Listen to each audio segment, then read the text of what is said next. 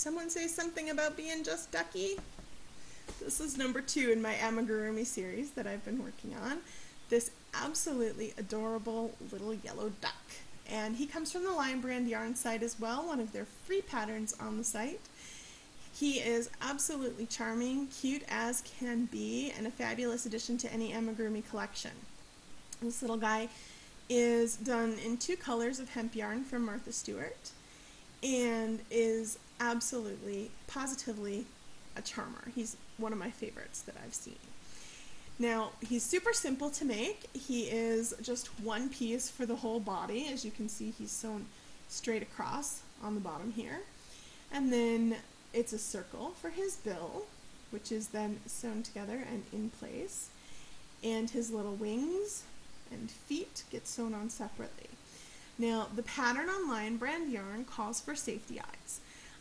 As I've mentioned in my last post about amigurumi, you don't really want to use even safety eyes if you're giving this to a baby or toddler, because you just never know, and you certainly don't want to use button eyes or anything like that, non-safety eyes, for little kids. So I embroidered the eyes. This is just a little V-stitch with a French knot in the center, done with some black worsted weight yarn. I think it gives him even a little bit more personality than little plain eyes would. He's positively charming, and he took me probably about 2 hours to complete from beginning to end.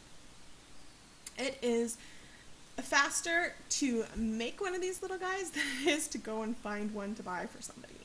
If you have a great stash of yarn at home, you can make up a whole barrel of little amigurumi critters. They don't take up a lot of yarn.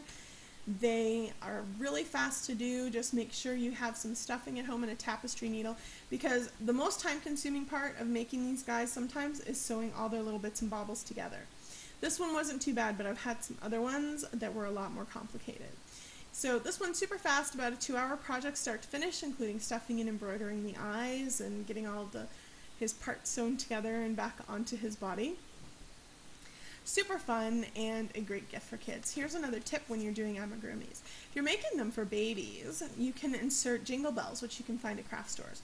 Large ones, small ones, anywhere on the creature. For example, you could put 4 really small ones, 1 in each wing, 1 in each foot. You could take a really big one that makes a fairly sizable noise, and you could put it inside his body. With ones like this that have fairly large bodies, another thing you can do is take a little tiny Glad container or Tupperware container, throw a couple of beans, dried beans inside, seal it up, and glue it shut if you're going to put it inside. Put it inside the stuffing so that it's very much in the center and soft around the edges still, and you've got a great baby rattle instead of a jingle bell inside. Either way, they can get a lot of attention from little tiny ones that way, and can be a lot of fun to tuck on top of a baby shower gift or something of the like. But we're loving the amigurumis around here, and this number 2 in my collection is a big hit with us. For more tips, tricks, projects, and more on crochet and other crafts, check out Crafty Diva Cat on Facebook and Twitter. As always, thanks for watching and happy crafting.